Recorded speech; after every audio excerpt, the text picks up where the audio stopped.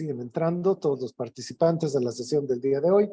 Les recuerdo y les ruego se mantengan con su micrófono apagado por respeto al ponente y para que no se meta de repente ruido que interrumpe las presentaciones. Entonces, pues bienvenidos sean todos. Estamos a punto de comenzar. Comenzaremos al filo de las 17:03. Segunda llamada. Segunda. Siguen llegando participantes, se sigue llenando el salón. Esto, qué bueno, bienvenidos sean todos.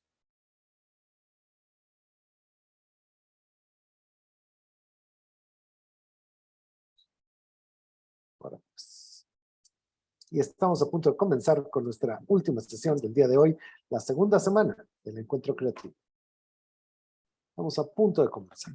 ¿Todos listos? ¿Todos preparados? ¿Todos muy atentos? Ahí ya casi estamos.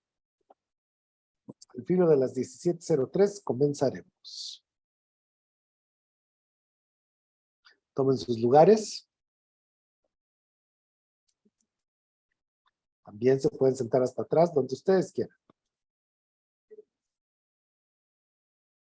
Y siendo las 17:03, sean todos bienvenidos a esta sesión del Encuentro Creativo. Vamos a comenzar con un anuncio de la Sociedad Dante Alighieri.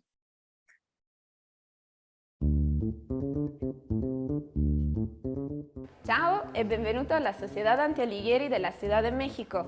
¿Estás pensando ir a estudiar a Italia? Nosotros te ayudamos a realizar tu sueño. Descubre cómo obtener el nivel requerido para la admisión en las universidades italianas.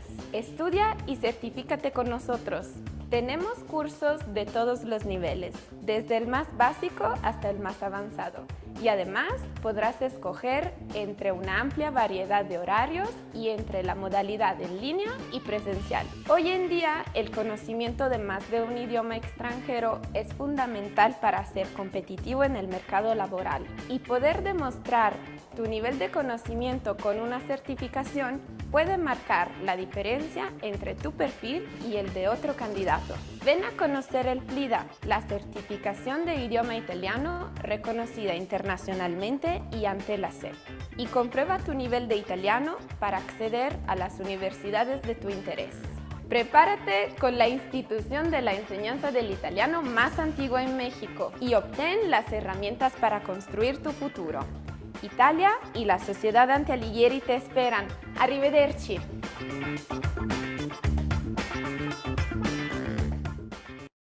Y este es un evento que es gracias a la generosidad y a la disponibilidad de la Embajada de Italia en México y la Cámara de Comercio Italiano en México.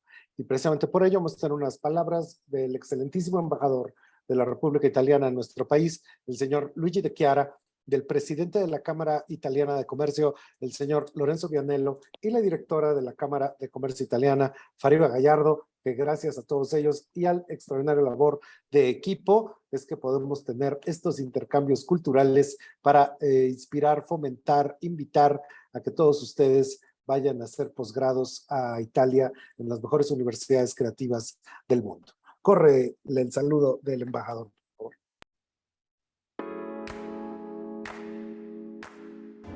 Soy Luigi De Chiara, embajador de Italia en México. Soy muy feliz de presentar Encuentro Creativo con la presentación de la oferta formativa de estas instituciones académicas en el campo de las industrias creativas italianas. Queremos ofrecer a todos los mexicanos no solo la posibilidad de mejorarse de un punto de vista técnico, sino también de saber dónde van las tendencias, cómo se ha construido el éxito del Made in Italy. En la Cámara de Comercio Italiana en México estamos honrados de poder promover la oferta académica italiana entre los estudiantes mexicanos. Durante la primera edición, en las 2 semanas del evento, tuvimos más de 2.000 alumnos participantes y logramos un alcance en redes sociales de más de 1 millón de personas. Este proyecto nos brinda la oportunidad de acercar México e Italia, 2 naciones amigas y que tienen muchísimo que ofrecer en materia de creatividad y diseño.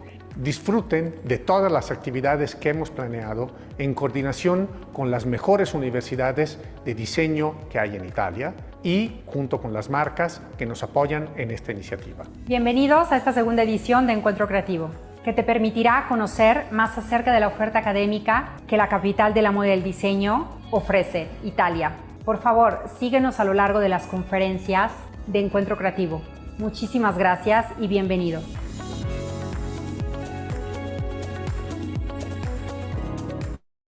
Pues hoy tenemos una invitada muy especial.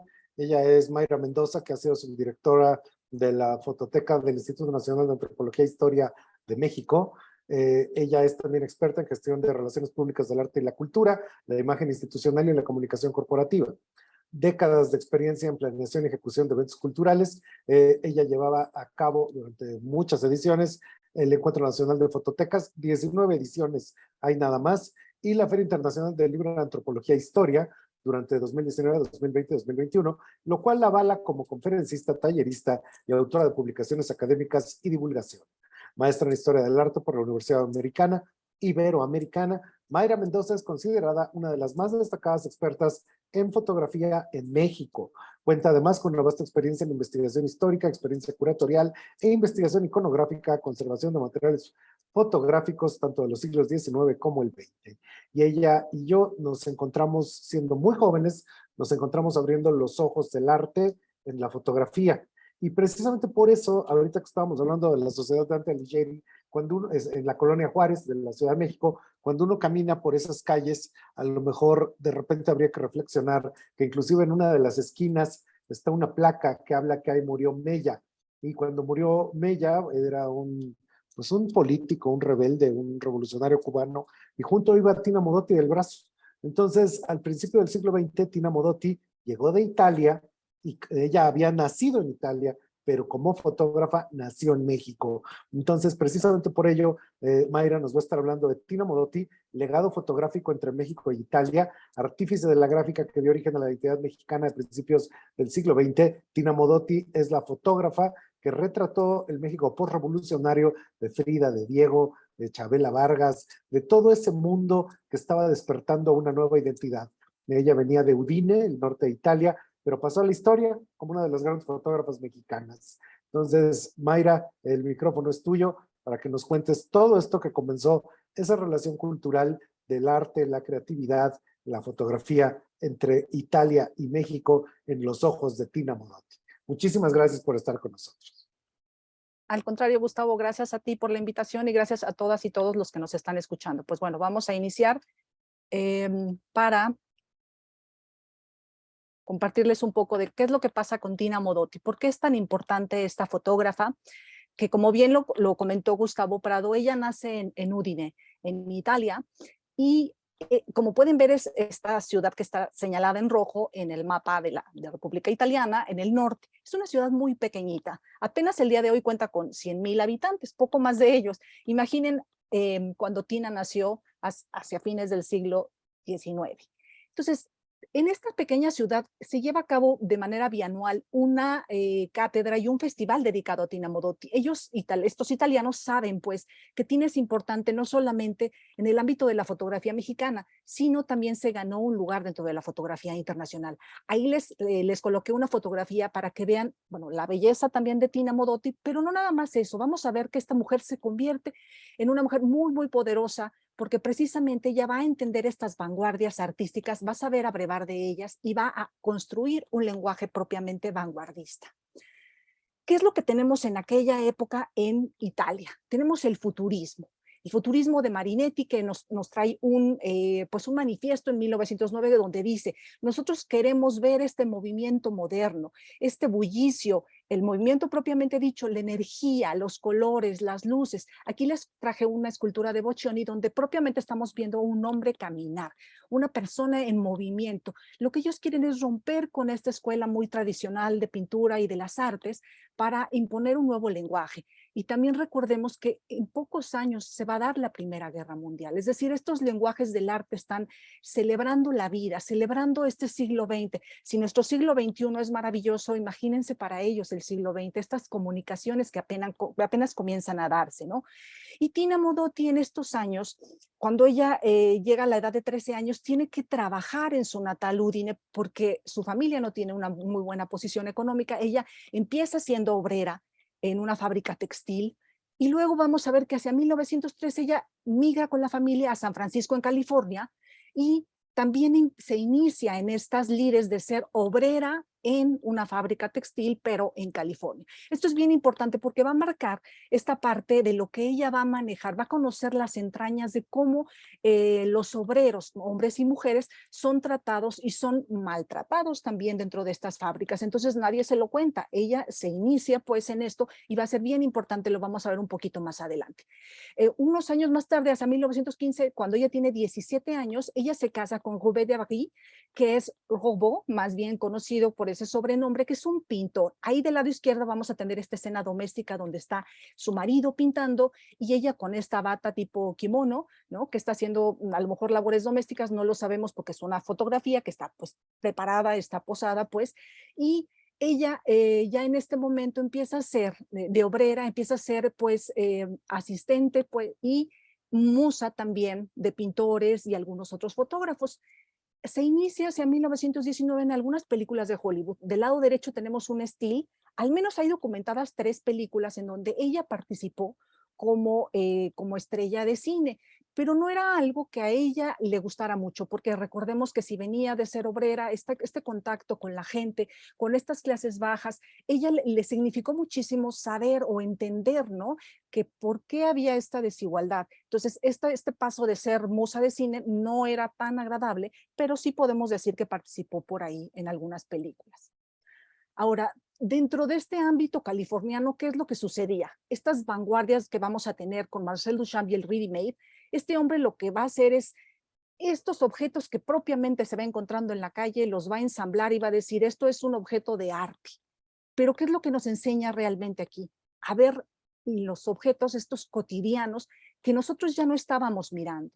Ahí tenemos un urinal que él coloca y dice, esta es una fuente. Esto es una fuente, claro, es un urinal invertido en una exposición y causa un gran revuelo. Pero es propiamente la cotidianidad lo que este hombre nos está haciendo ver, nos está haciendo mirar en los objetos comunes y corrientes que ya no estamos viendo.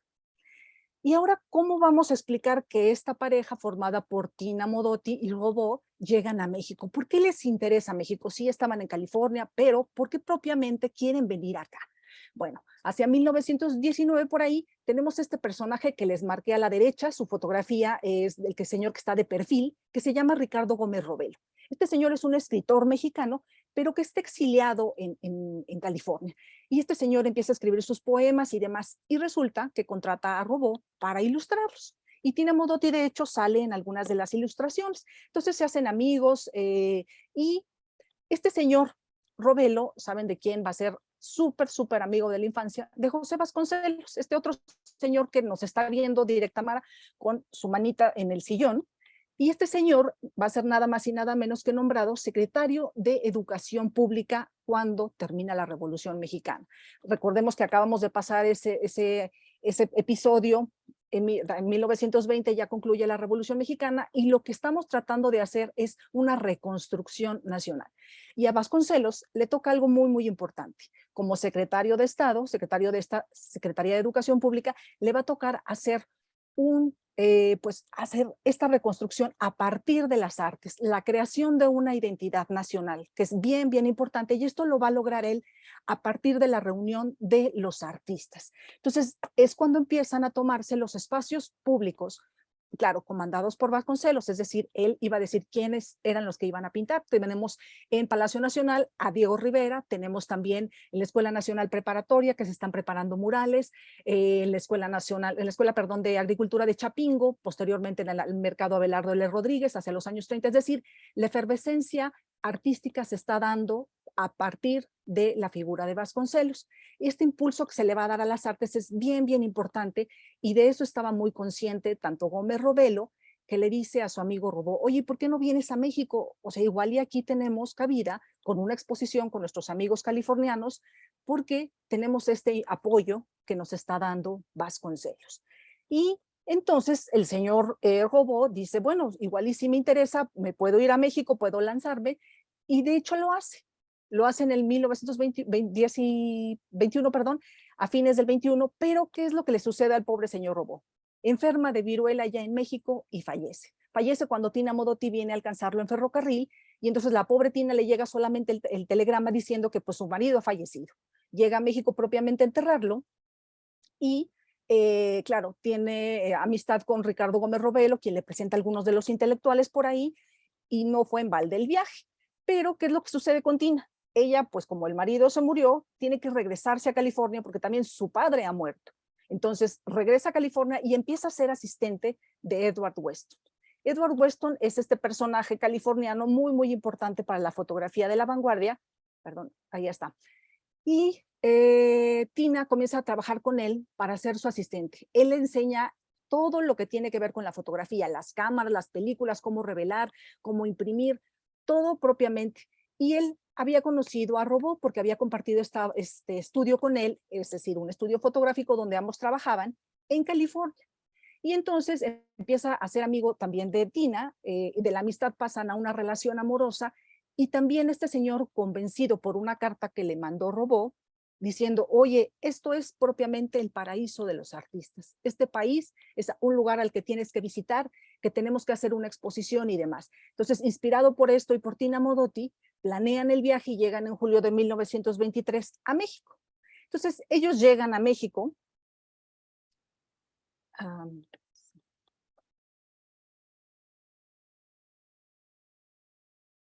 No está corriendo mi presentación.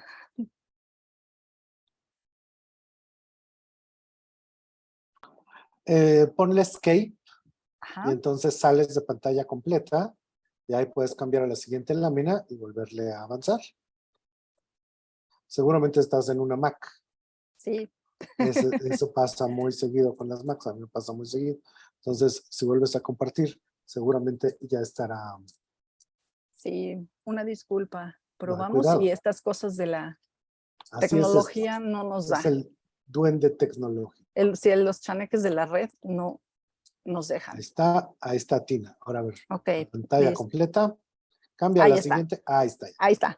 Listo. Y entonces, ¿qué es lo que sucede cuando llega Weston con Tina? Pues Tina ya había conocido a los intelectuales de la época, como aquí les puse a Diego Rivera, Frida Kahlo, pero faltan muchísimos otros más, ¿no? Entre pintores, escultores, grabadores que se encontraban ya en México ejerciendo un oficio, y un oficio que era muy valorado, lo cual se convirtió, como lo dijo Robó en la carta a Weston, en el paraíso de los artistas. Ahí tenemos del lado izquierdo, de perfil, una fotografía de Anita Brenner, tomada por Tina Modotti. Anita Brenner va a ser muy importante, aunque ella nació en México, en realidad fue criada en Estados Unidos, es una antropóloga y va a venir a hacer un libro bastante importante que se los voy a mencionar un poco más adelante.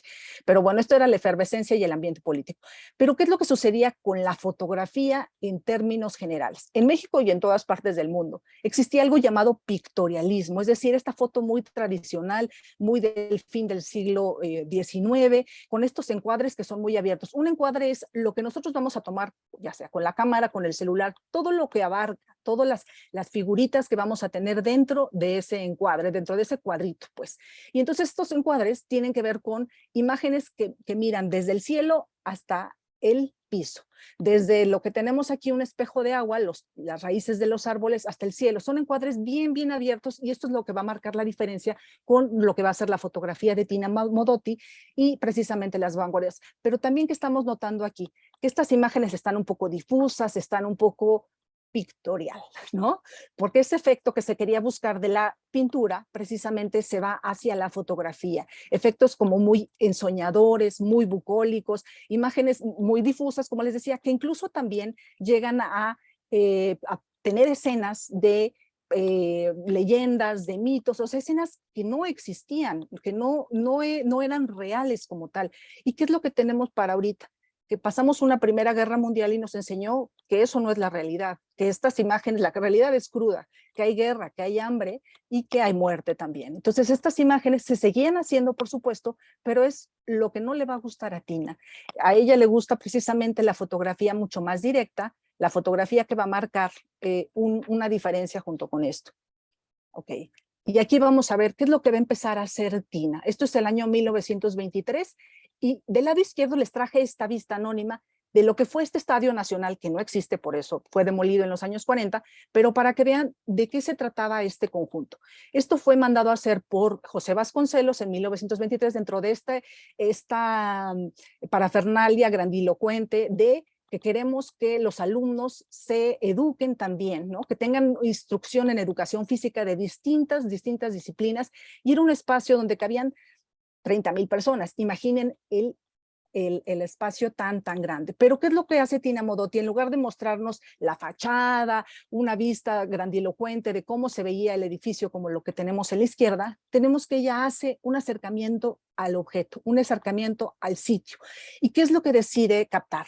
Las gradas del estadio. Las gradas del estadio en este material simple y llano que es el concreto, que es un material muy moderno. Ahorita no nos hace nada de sentido el concreto, porque es algo que incluso lo vemos feo, lo vemos viejo, ¿no? Pero para este entonces el concreto que se empezaba a utilizar en las construcciones arquitectónicas, pues es una novedad.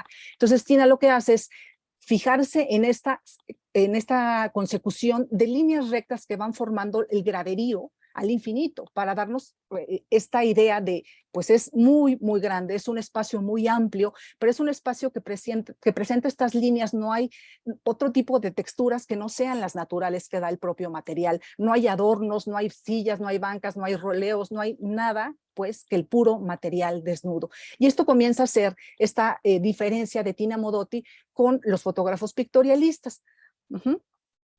Vamos a la siguiente. Esto es otra de las imágenes de Tina Modotti en el Istmo de Tehuantepec. ¿Qué estamos viendo aquí? Una mujer muy orgullosa de lo que está portando. No es un desfile de moda parisino, pero no tiene que serlo. Esta mujer tiene que sentirse orgullosa y lo está de su atuendo. De este atuendo de juchiteca, con esta jícara en la cabeza, donde ella puede llevar transportar mercancía, fruta o demás.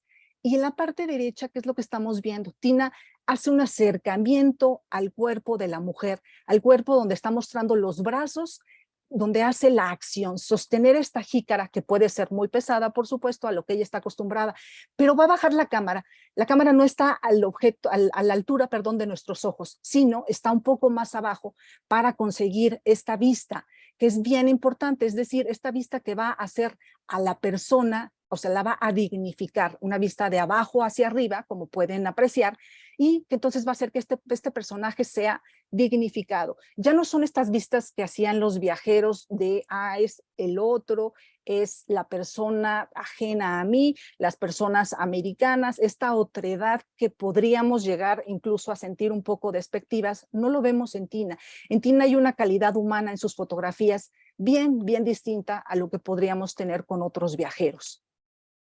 Aquí también, ¿qué es lo que estamos viendo? No es una habitación donde hay una mesa, donde hay un florero, donde están estos alcatraces mexicanos, sino es un blanco sobre blanco. El blanco que nos invita a contemplar con la mirada este blanco de los alcatraces sobre otro blanco que es ligeramente gris, pero es el movimiento del ojo que va recorriendo estas sutiles curvas hasta llegar a la boca de la vasija que contenía estos alcatraces, pero que no la alcanzamos a ver, para que solo nos miremos en las líneas de la naturaleza que nos está proveyendo a partir de esta fotografía de Tina Modotti, es decir, buscar los puntos comunes, estas cosas en las cuales ya estamos tan acostumbrados que no nos sentamos pues, o nos paramos o nos detenemos a mirar comúnmente. Y esto se va a llamar la Street Photography en California, la Neue Sachlichkeit en Alemania, o la vanguardia fotográfica en México. Es decir, esto que está haciendo Tina Modotti también lo están sintiendo en otras partes del mundo y algunos se empiezan a comunicar, por supuesto, con Weston, con los amigos de California, los alemanes empiezan a comunicarse con los parisinos y demás, es decir, se va sucediendo como tal en cascada. Otras de las imágenes de Tina Modotti, nuevamente este acercamiento a estas formas orgánicas naturales, a estos blancos y estos grises puros, y Tina siempre dice que ella no soy artista, yo soy fotógrafa, trato de producir fotografías honradas, no arte, sin manipulaciones ni efectos artísticos, porque recuerden que en ese entonces les había yo comentado que existía el pictorialismo, y estos fotógrafos que les gustaba el pictorialismo, ellos dicen que son artistas, ellos se sienten artistas porque hacen efectos como lo podríamos hacer nosotros cuando empezó el Instagram o empezaron todos estos filtros que usamos con el celular. Estos serían como muy del pictorialismo, muy efectista. Y lo que hacía Tina era tomar estas formas sin ningún otro artificio que no fuera la mediación entre su ojo, el objeto, a través de la cámara fotográfica. También estas rosas, estas formas naturales. Tina es muy conocida también por estas imágenes de estas formas naturales muy, muy sutiles que podrían llegar incluso a pensarse como muy femeninas, pero no todo es así, lo vamos a ver un poquito más adelante. Esto es un acercamiento a unas copas en donde ella hace una doble exposición. Para nosotros esto no tendría como mucho sentido porque lo podemos replicar, pero en ese entonces era un poco más complicado, es decir, tenía que regresar el rollo de película para volver a hacer una toma sobre la misma imagen y que se vieran las elipses de las copas replicadas. Es decir, aquí me dirían, es un artificio, sí y no. Es un artificio volver a regresar, pero lo que ella está buscando es no un efecto que engañe a la vista, sino darnos esta cosa geométrica que podemos nosotros ver o que es lo que mismo que trasluce a partir de los cristales cuando miramos en un aparador, miramos los diferentes vasos o cristales que podemos ver a través del engaño de una vitrina.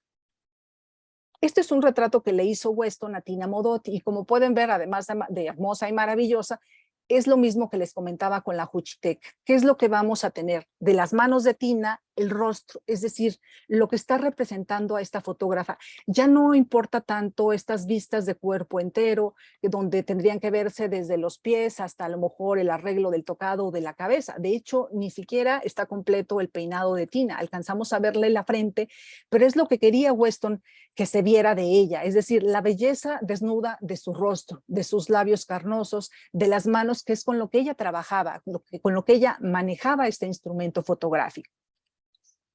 Y aquí también este acercamiento a no necesitamos el títere como tal para entender que este hombre está moviendo los hilos que es un titiritero y está moviendo los hilitos de un títere. A lo mejor para ustedes son muy jóvenes y me van a decir que es un títere, estos muñequitos que se movían con hilitos y palitos para dar diversión pública de manera pues al aire libre. Primero empezaron de esa manera y después ya en teatros o en diversiones pues familiares.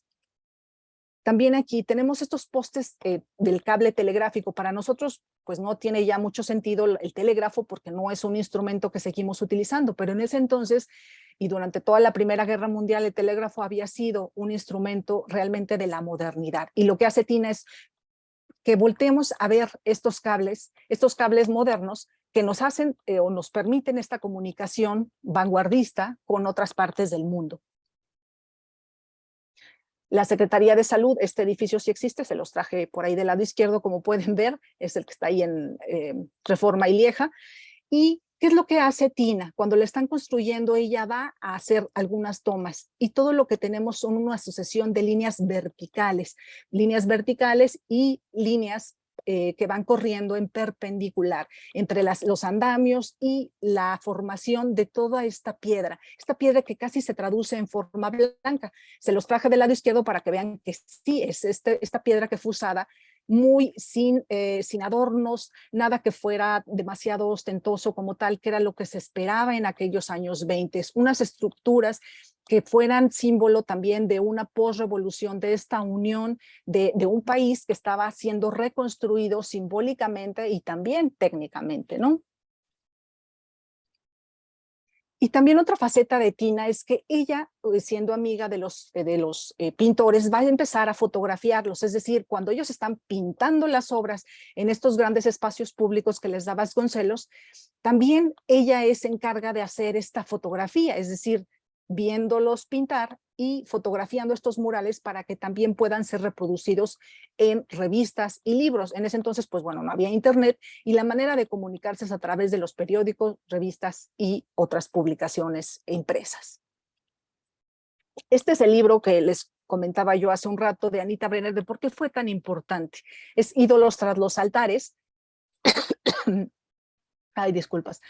Y es bien importante porque ahí Anita Brenner hace como su versión de la historia del arte mexicano, incluyendo por primera vez al arte popular. Y los fotógrafos fueron Tina Modotti y Edward Weston, que en el año de 1926 ellos recorren Puebla, Tlaxcala, Michoacán y Jalisco, fotografiando estos objetos. Pero nuevamente, como pueden ustedes apreciar, no es el objeto en su grandilocuencia o puesto de una manera muy lejana, un plano muy abierto, sino lo que ella va a hacer es centrarse en los detalles que le llaman la atención. En este caballito, por ejemplo, que tenemos de Tlaquepaque, lo que ella toma propiamente es cómo fue el dibujo que debieron hacer los artesanos cuando crearon o generaron estos objetos. Es decir, son acercamientos muy particulares, muy de los años 20, pero para que vean que Tina Modotti no nada más trabajaba como en crear o hacer estas creaciones de retratos y demás para la gente que se lo pudiera pedir y pudiera también pagarlo, sino también trabajaba para este tipo de publicaciones que eran los medios masivos de comunicación en aquel entonces. Y otra de las vertientes de Tina Modotti, que esto es bien importante en ella, es su compromiso social. Yo les había comentado que ella se inicia como obrera y esto la marcó para siempre. El compromiso que ella tuvo con la sociedad, bueno, en su caso italiana y aquí mexicana cuando llega es bastante fuerte. Aquí tenemos esta mujer con esta bandera negra anarcosindicalista. Nosotros no la vemos negra porque es un platino, es decir, es un proceso fotográfico, todavía no se inventaba el color. Y entonces es lo más fuerte que se puede traducir el negro en esta escala de gris acerado. Pero sí es bien importante. Y estas fotografías que también son de ella nos hacen ver esta faceta, ¿no?, de compromiso y de lucha. Del lado izquierdo tenemos este mitin campesino. ¿Y qué es lo que ella hace en lugar de tomar los rostros de todos estos campesinos? Bueno, va a hacer una toma desde lo alto, desde algún edificio, de alguna escalera o demás, y lo que hace es esta sucesión de sombreritos que indican esta unión, esta comunión de los señores campesinos para darnos a entender que precisamente también es esto de estoy con ellos, estoy por aquí. Del lado derecho también no tenemos los rostros, pero ¿qué es lo que están leyendo? Alcanzan a ver ahí que dice El Machete. El Machete, que es el órgano pues, de difusión, el periódico que está escrito por el Partido Comunista Mexicano, al cual se afilió Tina Modotti a su llegada a México. Y entonces estamos viendo que están instruyendo pues al campesinado, están instruyendo a los obreros y campesinos en estas artes de la lucha social, de qué es las condiciones más justas que se deberían de tener dentro de los, bueno, entre obrero y patrón que deberían de existir, pues, y Tina Modotti está muy de acuerdo con ello y está yendo a esos mítines. No solamente va a fotografiar, ella es parte de esos mítines, pues ella cree en esto. Este es un fotomontaje que ella hace precisamente por las desigualdades sociales que ella ve. En la parte baja, bueno, tenemos aquí esta persona que parece ser un obrero, un hombre con los zapatos muy desgastados, y en la parte alta que tenemos, desde la cabeza a los pies, todo lo que usted requiera. Un espacio donde vendían ropa, pues para gente de una clase mucho más acomodada o con un poder adquisitivo mucho más alto. Entonces, esto genera, pues sí, un poco de inquietud en Tina Modotti, y ella lo representa a partir de este fotomontaje, porque recuerden que antes de que existiera el Photoshop, pues los fotógrafos podían recortar y pegar y hacer una nueva imagen que dijera cosas, que dijera lo que ellos necesitaban representar, que para ahora nosotros es mucho más sencillo a través de las aplicaciones y del Photoshop o del Canva o lo que ustedes quieran usar. Y aquí tenemos otra de la parte también de compromiso social de Tina, que es Pandurang Kankoye. Esto es un ingeniero agrónomo que nace en la India, pero que también, pues bueno, es antiimperialista, tiene que salir de la India y se educa en Estados Unidos. Pero este señor a lo que aspira, las dos fotografías fueron tomadas por Tina Modotti, es a crear una mejora en la semilla. Y él lo va a hacer en México. Es invitado a dar clases en la Escuela de Agricultura en Chapingo, y ahí es donde él va a hacer toda esta clase de experimentos para precisamente beneficiar a los campesinos. A él le interesa, o sea, no le interesa como esta difusión del conocimiento dentro de un círculo académico, sino le interesa tener una aplicación práctica. Entonces, ahí es donde entra Tina Modotti, que se va a hacer amiga de él, y vamos a ver que Tina tiene esta fotografía de la Escuela Libre de Agricultura que se estableció en el Estado de México, en Chiconcuac, con la familia Delgado. Va a ser muy cercano a ellos. Estos son los que ganan en ese año el concurso del maíz mejorado. Por eso tenemos este tendido del maíz secando al sol, y la familia Delgado, que es la familia ganadora. Pero como ustedes pueden ver, la familia está sonriendo, es decir, la familia no es ajena a Tina Modotti, no es ajena a Diego Rivera, a estos personajes que incluso generan ligas de compadrazgo, porque hay un compromiso con ellos, hay una paridad, es decir, ellos comen en sus casas, se van a visitar, platican, los instruyen, es decir, están siendo generosos con estas personas. Y aquí tenemos el expediente de Cancoyá. Estas son fotografías de Tina Modotti que ustedes pueden ver en un expediente de la Escuela Libre de Agricultura del Estado de Veracruz, porque después este proyecto se expande del Estado de México a Veracruz, con las fotografías nada más y nada menos que de Tina Modotti. Entonces tienen unas pequeñas ranuritas en donde son colocadas, es decir, Tina está trabajando de la mano con Cancoyé para hacer el registro de cómo se lleva a cabo este sembrado de este maíz mejorado, cómo son estas tertulias, cómo son también las clases, porque todos estos expedientes lo que dicen es, sí, los citamos a las 9 de la mañana a los campesinos y entonces empezamos a hablar de cómo se lleva a cabo esta mejora, cómo hay que sembrar, cómo hay que hacer el surco. O sea, son cosas que no tenían nada que ver con el arte, pero sí con la vida, con una vida a la que se podía aspirar, o unas condiciones de vida que querían que fueran mejores para una población mucho más amplia. Aquí tenemos igual estas otras fotografías, también son de Tina, y aquí Tina, ¿qué es lo que estamos viendo?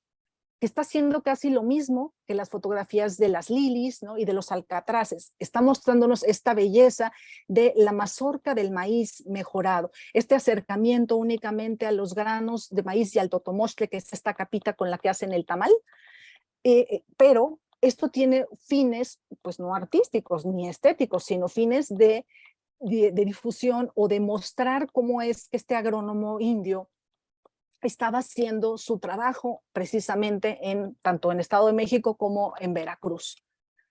Y aquí vemos este otro acercamiento que logra Tina Modotti.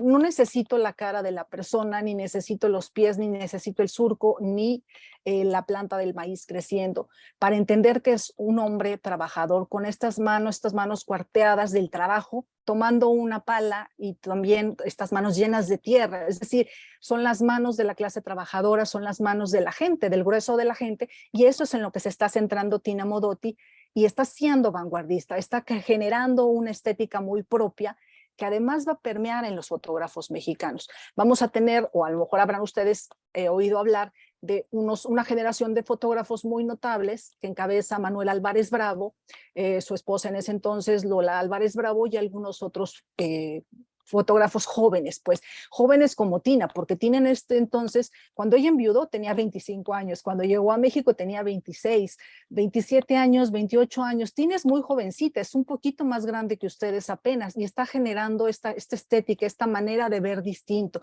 de mirar sin artificios, de mirar lo que tiene delante de sí en la cotidianeidad. Y luego hacia 1928, ya cuando no está Weston, porque Weston se va a California, él se regresa casi después de hacer las fotografías para el libro de Anita Brenner, se va y tiene algunos otros compromisos, empieza a generar exposiciones, empieza a generar obra pues bastante importante allá, y Tina se queda en México y conoce a Julio Antonio Mella, que nos habló un poquito Gustavo de él. Él es un estudiante cubano, militante también del Partido Comunista, y ellos se conocen, se encuentran y también se vuelven muy, muy cercanos. Del lado derecho les puse una foto que toma Tina de la máquina de escribir de Julio Antonio Mella. Para nosotros es un objeto bien vintage, pero para ese entonces era la única manera que existía de escribir, de comunicarse de manera escrita, y además, pues bueno, con todos estos vericuetos que significaba que no podías borrar, luego se inventa la cinta borradora, o sea que tenía que ser algo como de primera intención y tenías que hacer tus distintos borradores. Pero este hombre, pues bueno, también tiene mucha participación, y está siendo seguido ya por el gobierno mexicano porque pues empieza, como les decía, a militar en el Partido Comunista. Bueno, Tina tiene su primera exposición individual. Hubo una antes en 1924 porque sí les cumplieron su exposición con Weston, pero en realidad no fue tan sonada. Incluso esta otra tampoco lo fue. Porque recordemos, porque también Tina era mujer, ¿no? Entonces se daba mucho más atención a las exposiciones en las cuales presentaban los hombres. Y esta exposición individual ustedes la van a ver ahí con estos pequeños esquineros en los bordes. Ahí alcanzamos a ver esta máquina de escribir, el fotomontaje de la elegancia y la pobreza, estas manos con la pala y algunas otras, la hoz y el martillo, que son los símbolos del Partido Comunista. Esta exposición tuvo una breve estancia de apenas un mes en la biblioteca de la Universidad Nacional, gracias a estos amigos intelectuales con los que Tina tenía nexos, pues no solamente de amistad, sino también de militancia política. Entonces es que se logra hacer esta muestra, de la cual, pues bueno, apenas hace unos 15 años se tuvo noticia de ella. ¿Y qué sucede con Tina? Bueno, como Julio Antonio Mella es asesinado una noche por ahí que iban caminando con Tina, Tina es arrestada, encarcelada y deportada. A ella, digamos que le cuelgan el asunto de que ella tuvo algo que ver con la muerte de Julio Antonio Mella, lo cual pues bueno, no era cierto, pero el gobierno tampoco quería que esta mujer existiera pues dentro de la sociedad mexicana por su militancia con el comunismo. Entonces le fincan total un montón de cosas, ahí la vemos con algunos agentes que le están entrevistando, la hacen pues hacer reconstrucciones de la muerte, a ver, ¿y tú cómo ibas? ¿De qué lado ibas? ¿Del lado izquierdo? ¿Del lado derecho?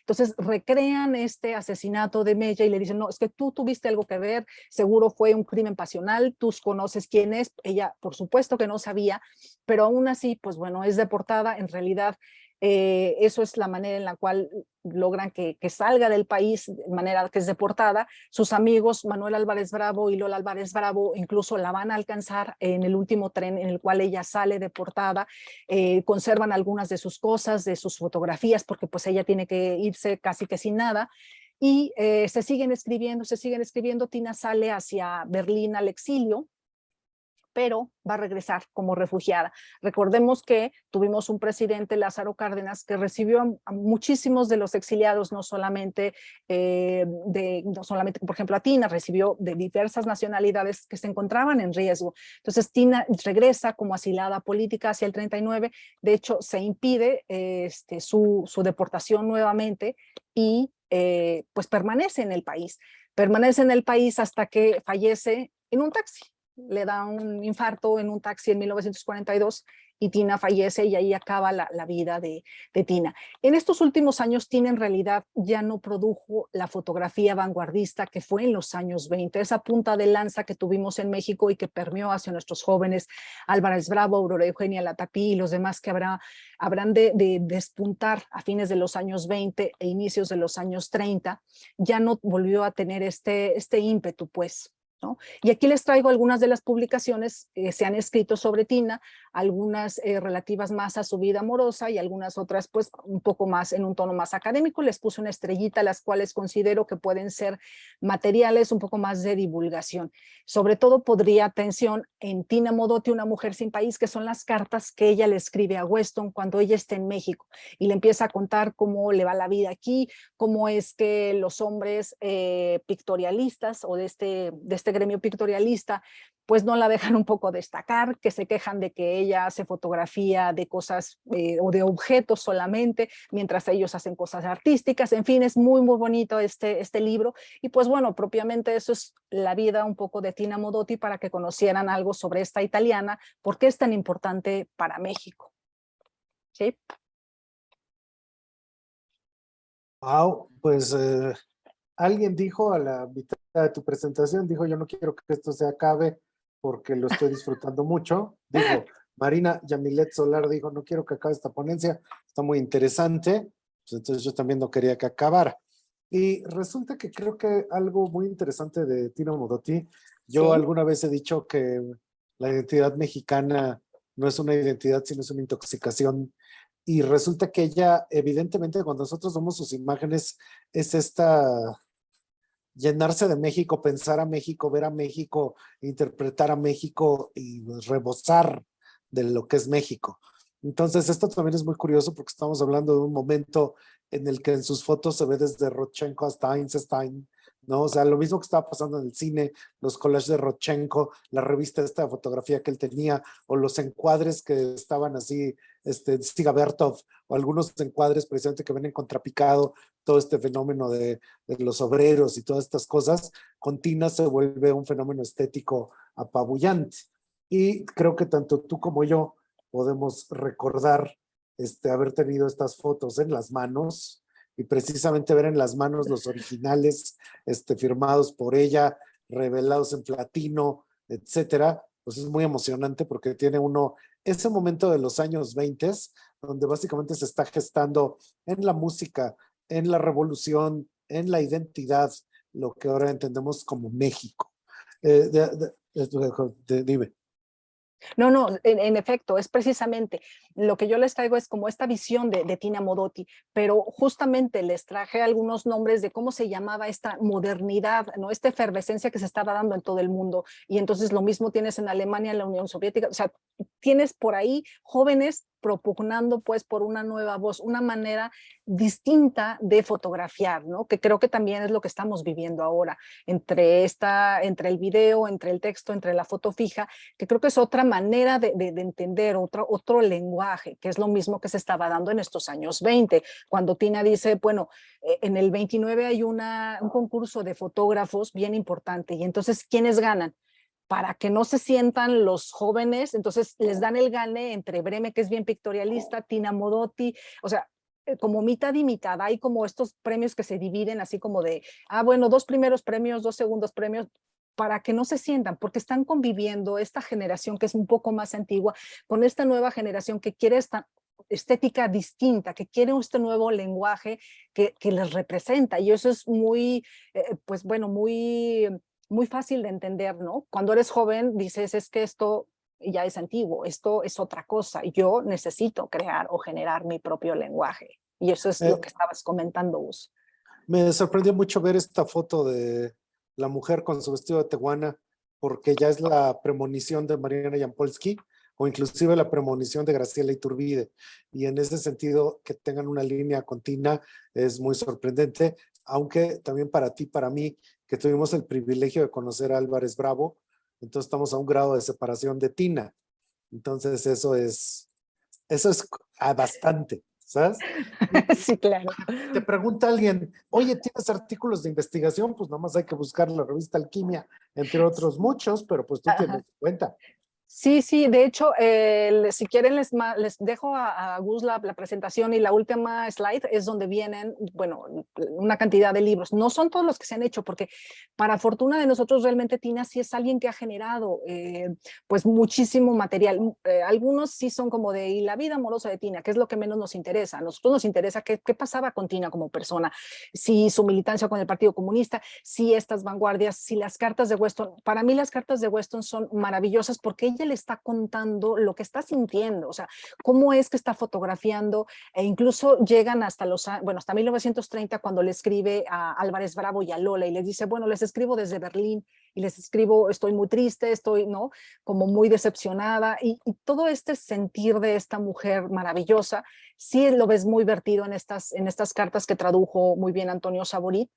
Y también la revista Alquimia, que es de divulgación, en el número 50, que por ahí lo van a ver en la slide, tiene que ver con contarte un poco toda esta historia de Tina y Pandurang. O sea, esto cuando se recibió esta donación, o México recibió esta donación de la India, sí fue toda una sorpresa, porque en realidad no se tenía muy documentado para ese entonces, y eso tendrá unos 7 años aproximadamente. Y entonces, ¿cómo que Tina colaboró con esto? Los mismos de Chapingo habían olvidado esa historia, entonces fue rescatar y escarbar en todo pues estas vanguardias que no solamente se iban hacia lo estético, sino que también tenían que ver con estas mejoras de semilla, con mejores condiciones para los trabajadores, o sea, para el grueso de la población mexicana, obrera y campesina, pues, y que son bien importantes, que vienen desde los años 20, o sea, nosotros lo vemos así como novedad y pues no, o sea, eso ya había sido visitado pues 100 años antes, y Tina Modotti estaba muy de la mano con estos personajes que estaban siendo los actores pues de la escena intelectual en México, ¿no? Muy sorprendente porque luego en los años 50, 60 hay un señor que viene a México, Norman Borlaug, y ese señor hizo la revolución verde a partir del trigo. Entonces tiene que tener una relación con este señor hindú 30 años antes. Yo no conocía el dato, estoy muy sorprendido. Te pregunta Fernanda Serdio. Bueno, sí tengo una pregunta. ¿De qué clase social podríamos decir que era Tina? ¿Tenía independencia y oportunidad económica? Lo pregunto porque estoy leyendo a Virginia Woolf, Una habitación propia, y hace mucho énfasis en que normalmente las mujeres de clase baja no tienen la oportunidad de hacer arte. No sé si por ser extranjera, tenía mayores oportunidades a pesar de ser mujer. Sí y no. Mira, cuando Tina se casa con Godot, ahí tiene cierta independencia, es decir, ella puede dejar de ser obrera textil y convertirse como en pues asistente, en musa, pues sí, los pintores necesitan, los fotógrafos necesitan a quién fotografiar, pues, quién sea modelo. Y tiene cierta independencia, pero es decir, está casada, aún con 17 años está casada. Y cuando llega a México también ella de algún modo sí tiene por ahí unas quejas de esta libertad que estas mujeres tenían, o sea, de por qué ella sí puede ser fotógrafa y mantenerse cuando Weston se va, ¿por qué puede vivir de ello? Ah, pues cómo no, o sea, ¿quién dice que no? Pero ahí es un poco de libertad como extranjera, como bueno, yo soy italiana, y tampoco crean que era muy bien visto por toda la sociedad. Los intelectuales sí, pero porque eran sus pares, pero no por la sociedad mexicana. O sea, tampoco pensemos que estamos como ahorita de tú haces lo que quieres siendo mujer o no, si tú quieres pintar o quieres ponerte a cocinar, no era así. Pero en cierta manera sí Tina gozó de cierta libertad porque bueno, ella venía de Italia, venía de otro país y hace realmente lo que quiere y es muy buena, se vuelve muy buena haciendo lo que ella quiere, ¿no? Es decir, qué bueno que no se dedicó al cine, ¿no? A ser musa, que también pues no era algo que le conviniera, o sea, lo veía demasiado frívolo, pues, aunque ella era maravillosamente guapa, no había hombre que no se enamorara de ella, ¿no? Pero ella decía, pues no, yo no soy objeto, yo más bien soy quien está generando, ¿no? Generando objetos estéticos como tal. El otro día yo estaba dando aquí una conferencia precisamente acerca del diseño italiano. Mencionaba yo que Lorenzo Boturini es casi que el primero que empieza a investigar la historia de México contada por los mexicanos, no por los españoles, y pues tiene su calle Lorenzo Boturini, ¿no? Y Garibaldi, no, es el nieto del Garibaldi, que viene siendo como el gran personaje de la historia italiana. Su nieto viene aquí a luchar con Villa y tiene su plaza porque ella va a ir el mariachi con los revolucionarios, pero es verdaderamente una lástima que no exista la colonia de la vanguardia y que en la colonia de la vanguardia esté la calle de Tina Modotti, esquina con Anita Bremer, y que tenga la diagonal de todos estos personas, la diagonal Concha Michel, ¿no? Sí, deberías, Aurora Latapí, Aurora todos Latapí. ellos deberían de tener una colonia, y una colonia importante de todo lo que hicieron, pues merecen más que una calle. Entonces voy a proponer que le quitemos los nombres de las calles de la Condesa y les pongamos los nombres de la Vanguardia, porque era muy de ese art déco. Alguien te comenta, ¿será que la gente de esa época sabía que era un fotomontaje? Era un instrumento ya existía para engañar o manipular. Tina fue beneficiada por el mecenazgo de Rivas Mercado, ya casi que para terminar estas cuestiones.